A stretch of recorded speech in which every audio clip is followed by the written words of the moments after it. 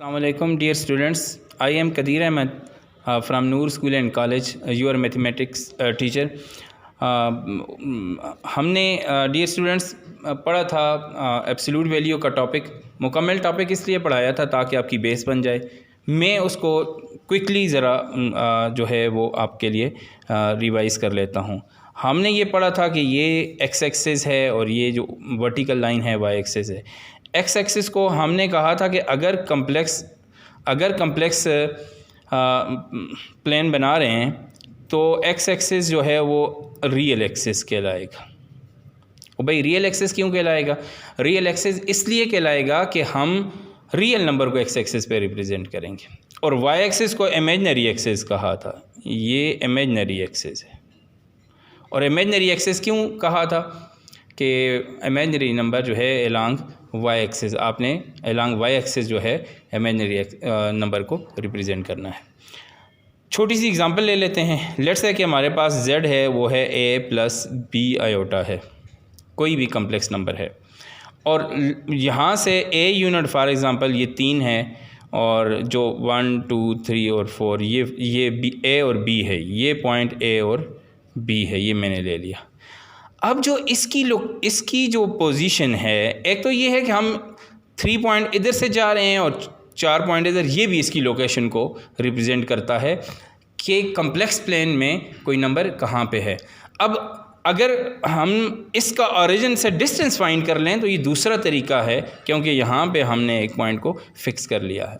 और fix point के से, जैसे नूर कॉलेज है हमारा, इसके सामने वो जो CNG वर्कशॉप है उसका मैंने कार्ड देखा तो उसने कहा अपोजिट टू नूर कॉलेज। अब ने उस जो शॉप की लोकेशन है वो with respect to Noor college है कि नूर कॉलेज को उन्होंने फ़िक्स किया है और उसके अपोजिट जो है वो है। हमने यहाँ पे ओरिजिन को फ़िक्स किया है, इससे हम डिस्टेंस मालूम करेंगे क्योंकि ये पॉइंट फिक्स है और इससे ही इस कम्प्लेक्स नंबर का जो डिस्टेंस है ये असल में एब्सोल्यूट, यहाँ से यहाँ तक हमने a लिया है, यहाँ से यहाँ तक b लिया है। और z की वैल्यू को, एब्सोल्यूट वैल्यू को अगर हम ये इससे ज़ाहिर करें, एब्सोल्यूट तो क्यों बोलते हैं ये मैं साथ साथ बताता हूँ।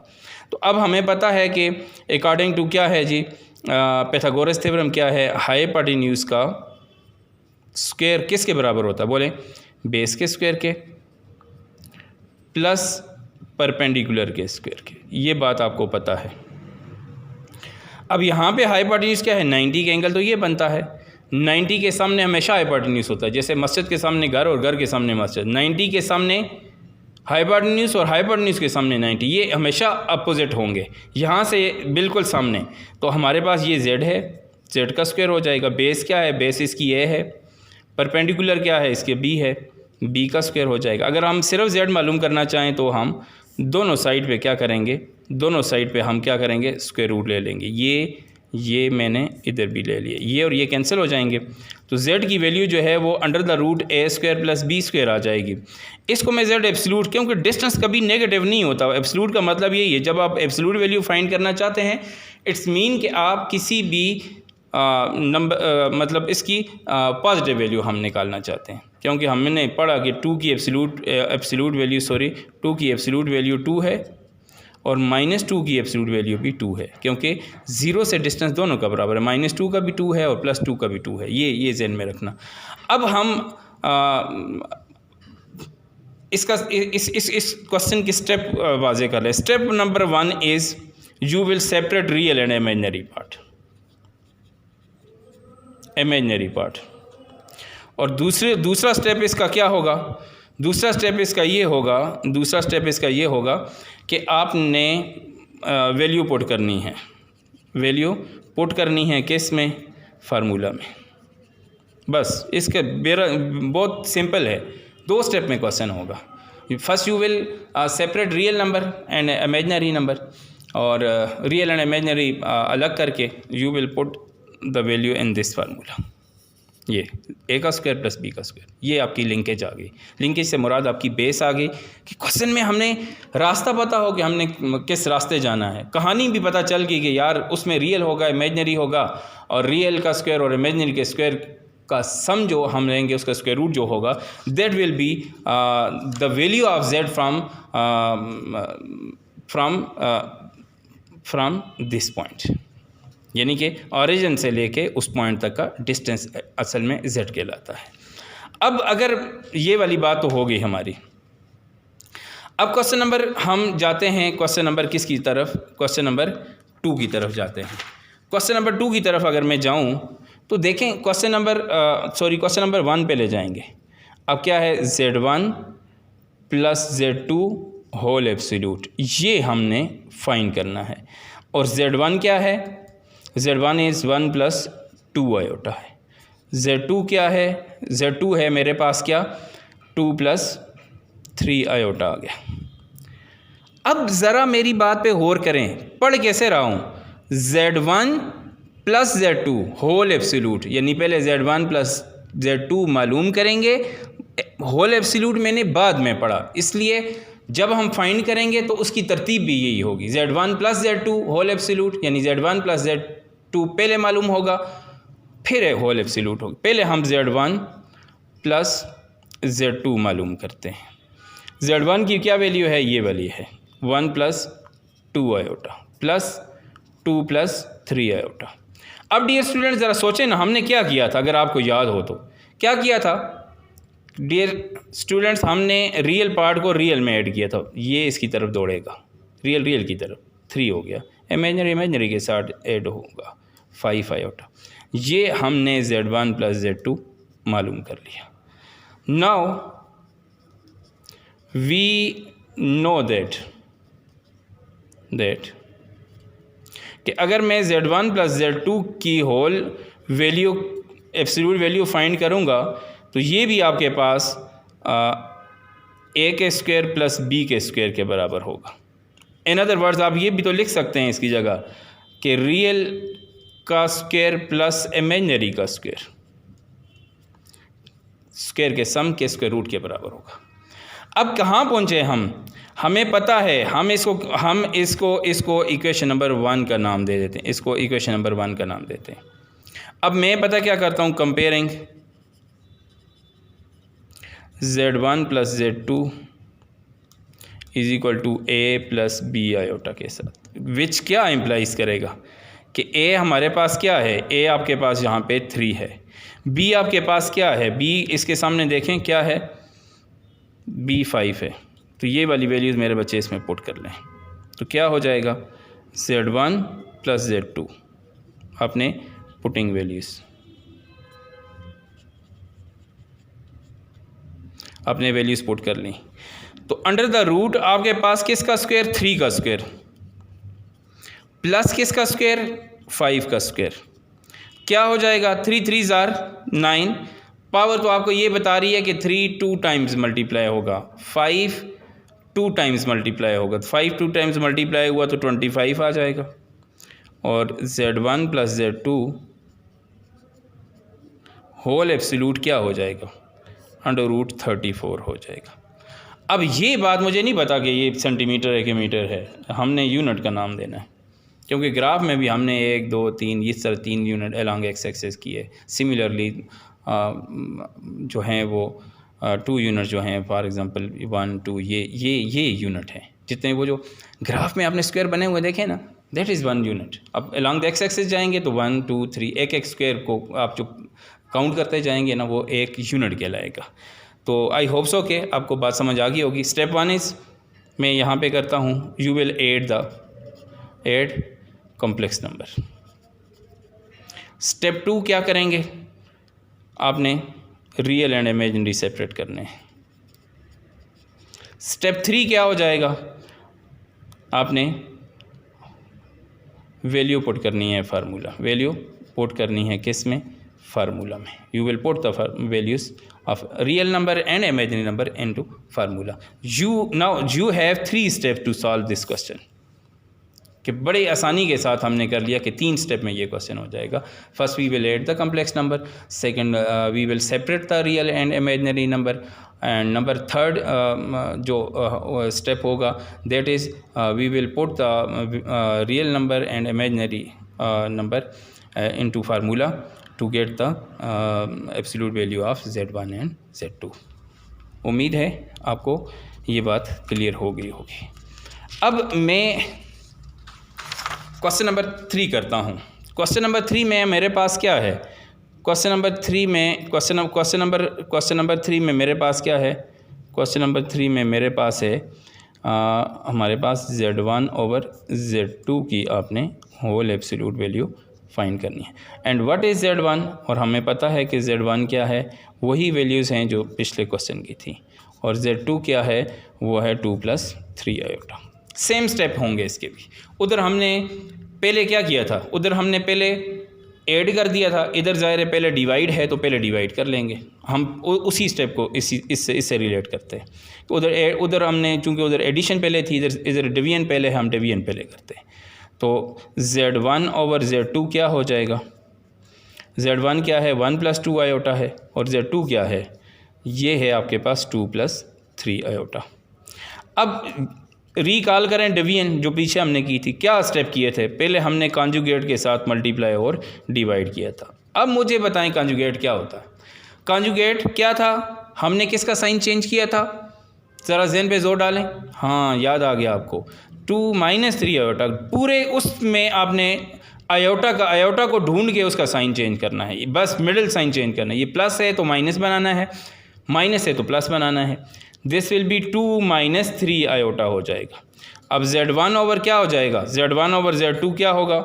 Z1 ओवर Z2 क्या होगा? ऊपर वाले को पहले 1 को इन दोनों से मल्टीप्लाई करें। 1 अगर दोनों से मल्टीप्लाई हुआ तो सेम आ जाएंगे। अब 2 आयोटा इधर जाएगा, 2 2 ज़ार कितने हो जाएंगे? 4 आयोटा। और 2 3 ज़ार 6 प्लस इंटू माइनस माइनस, और आयोटा मल्टीप्लाई हुआ, that will gives us iota square over नीचे a + b और a - b। तो क्या है a + b और a - b? हमें पता है कि a + b into a - b is always equal to a² - b²। using this formula here we will get 2 का स्क्वायर। अब आप खुद सोचें क्या होगा, प्लस होगा कि माइनस? माइनस होगा, क्योंकि फार्मूला में माइनस है। b क्या है? b इधर 3 आयोटा है, तो 3 आयोटा का स्क्वायर हो जाएगा। अब Z1 ओवर क्या हो जाएगा? Z2 हो जाएगा। अब 2 और इन दोनों को सॉल्व करेंगे। ये याद रखें कि एक प्लस हो एक माइनस हो तो we will subtract the terms. हम ये नेगेटिव है, ये पॉजिटिव, सब्ट्रैक्शन होगी। अब सब्ट्रैक्शन हुई तो ये इसमें से सब्ट्रैक्ट होगा और बड़ी टर्म का साइन लगेगा 1 आयोटा। 1 ना भी लिखें, कोई मसला नहीं है, क्योंकि कोफिशिएंट 1 ही हो जाएगा। अब -6 और आयोटा स्क्वायर हमें पता है किसके बराबर होता है? -1 के, क्योंकि हमने वैल्यू पहले भी की है कि जो आयोटा है वो √- -1 है, तो स्क्वायर क्या होगा? इधर भी स्क्वायर लिया हमने और इधर भी, तो स्क्वायर और स्क्वायर रूट कैंसिल हो जाएंगे। अब आपके पास यहाँ पे क्या आ जाएगा? This will gives us -1 over 2 का स्क्वायर कितना हो जाएगा? 4 और -3 का स्क्वायर। 3 का स्क्वायर मीन 3 2 ज़ार 6 ना, क्या करूँ? 3 2 ज़ार 6 करूँ? नहीं, तो क्या करना चाहिए? ये 3 3 ज़ार 9 करना चाहिए। How many times we will multiply 3? तो आंसर इज़ 2 टाइम्स। पावर आपको ये बताएगी कि आपने कितने टाइम्स मल्टीप्लाई करना है। अब 2 टाइम्स मल्टीप्लाई कर लिया, आयोटा को 2 टाइम्स मल्टीप्लाई किया, तो we will get iota square. This will gives us 2 + 1 आयोटा, माइनस इंटू माइनस प्लस हो जाएगा ओवर 4 - 9, और आयोटा स्क्वायर किसके बराबर लिया था? -1 के। तो अब आपके पास आ जाएगा 6 × 2 8 हो जाएगा, और ये 1 आयोटा हो जाएगा ओवर 4 + 9। अब क्या दे रहा है हमें? हमें ये दे रहा है क्या? 8/8 + 1 आयोटा ओवर 9, और ये कितना हो जाएगा? 13। इसका मतलब है कि Z1 ओवर Z2 हमारे पास कितना आ गया? 13 आ गया। 13 8 + 1 आयोटा ओवर 13 आ गया। अगर मैं इसको अलग कर लूँ, this will 8 over 13 -1 iota over 13। Real part real के अलग हो जाएगा, 13 रियल पार्ट के नीचे भी और इमेजनरी के। इसका फ़ायदा क्या होगा हमें? हम चूँकि क्वेश्चन में हमने कहा था रियल का स्क्वायर और इमेजनरी का स्क्वायर है, तो हम यहाँ से ही आगे चले जाएंगे। अब देखें, अब हमने क्या करना है। अब इसको बिल्कुल यूं कर लेता हूं ताकि हमें ज़रा आसानी हो जाए। Now now comparing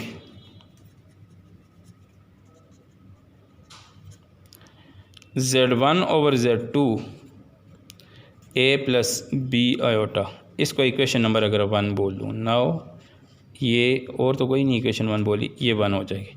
now comparing equation 1 with same इस इक्वेशन के साथ, तो वी विल गेट क्या, a ये वाला है, a 8 ओवर 13 है,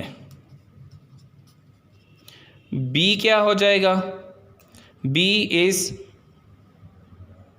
1 ओवर 13, क्या हो जाएगा 1 ओवर 13। अब ये जो प्लस आया है ये प्लस है, अच्छा मैं भी सोच रहा था नेगेटिव किधर से हो गया, ठीक है ना, क्योंकि ये वाला पॉजिटिव था। अच्छा अब क्या होगा, अब मेरे पास आ जाएगा Z1 ओवर Z2 एब्सोल्यूट किसके बराबर हो जाएगा, तो ये तरीका भी वही है कि a के स्क्वायर के प्लस b के स्क्वायर के, रियल के स्क्वायर प्लस इमेजनरी के स्क्वायर के। तो क्या आया है 8/13 का होल स्क्वायर हो जाएगा प्लस 1/13 का होल स्क्वायर हो जाएगा अंडर द रूट। अब ये कितना हो जाएगा 8 का स्क्वायर, 8 8 जार कितने 64 और 13 13 जार 169, 1 का स्क्वायर 1 ही होगा और 13 का स्क्वायर होगा 13 13 जार 169 अंडर द रूट। अब क्या करेंगे, अब हमारे पास आ जाएगा जब भी आपके पास डिनोमिनेटर सेम हो 169 तो 64 प्लस 1, इन दोनों में से कैल्शियम आएगा, डिवाइड करें 1 आएगा, 1 इससे मल्टीप्लाई हो जाएगा, इसको डिवाइड करें 1 आएगा, 1 इससे multiply, this will gives us under root 65 over 169। ये नीचे तक है, ये ख्याल करना है आपने, ये नीचे तक है, बल्कि मैं इसको ऐसे कर लेता हूँ, ऐसे नीचे तक है ये। अगर नीचे तक है यानी कि मतलब numerator and denominator both are under the radical sign. अब this will gives us under root 65 is not a complete square, complete square जो है वो तो ये वाला है, 13 13 जार होता है, तो ये हमारे पास अंडर ये यानी कि अंडर रूट जो है वो ऐसे लिख सकते हैं under root 169 is equal to 13, क्योंकि 13 जार 100, ये लिखा मैंने, ये अंडर रूट यहाँ पे ये रीज़न दे देनी है। अच्छा ये वाली बात भी ठीक हो गई। अब क्या है, अब तो मुझे नहीं पता, दिस इज़ तो यूनिट हो जाएगा, Z1 ओवर Z2 हो जाएगा। अब बढ़ते हैं हम सम अप की तरफ कि हमने आज क्या सीखा।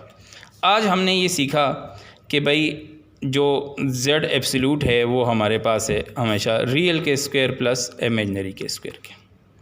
फिर आपने क्या करना है, अगर ऐड करना है तो पहले ऐड करें टर्म्स को, या मल्टीप्लाई करना है तो मल्टीप्लाई करें, वो एक क्वेश्चन मल्टीप्लाई वाला मैंने होमवर्क में छोड़ा, या डिवाइड करना है तो डिवाइड कर लें, ये तीसरी बात आ जाएगी। दूसरा स्टेप आपका क्या होगा क्वेश्चन का, दूसरा स्टेप आपका ये हो जाएगा, we will separate real and imaginary part. और तीसरा पार्ट क्या हो जाएगा हमारे पास, तीसरा पार्ट हमारे पास ये होगा कि हम वैल्यू पुट कर लेंगे इन फार्मूला 1, पुटिंग वैल्यूज़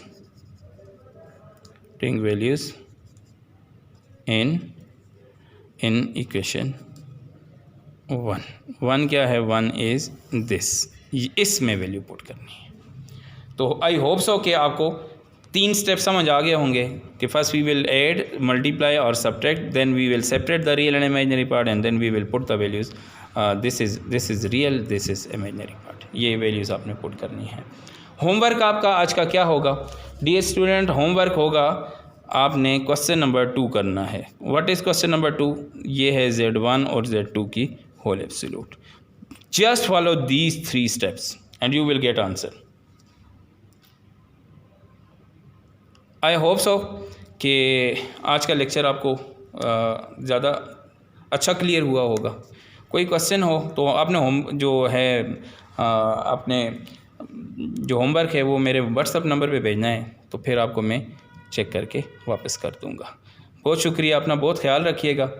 तो ये 1-1 2-2 मिनट नहीं देखना, ये आपने कंप्लीट जो है आपने वीडियोस देखनी है, क्योंकि यहाँ से मॉनिटर हुआ होता है कि एवरेज आपकी उस तरह की नहीं आ रही होती।